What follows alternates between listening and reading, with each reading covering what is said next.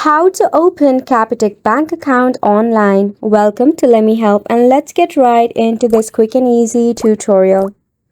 If you want to open yourself a Capitec account, firstly you will have to get yourself your very own Capitec application that is available in the App Store or Play Store. Make sure that the application is available in your region. Then to begin with the account opening, tap Open the app and provide yourself a freaking ID number.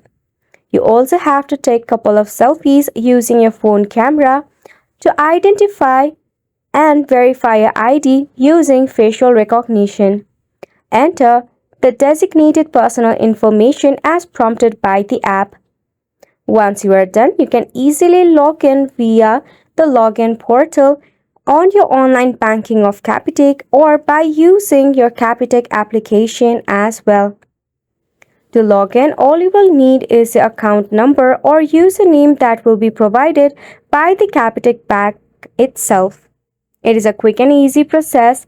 However, if you face any of the difficulty regarding it, you can check out the help and support of Capitec. And it's a wrap for the video as well. Thank you so much for tuning in.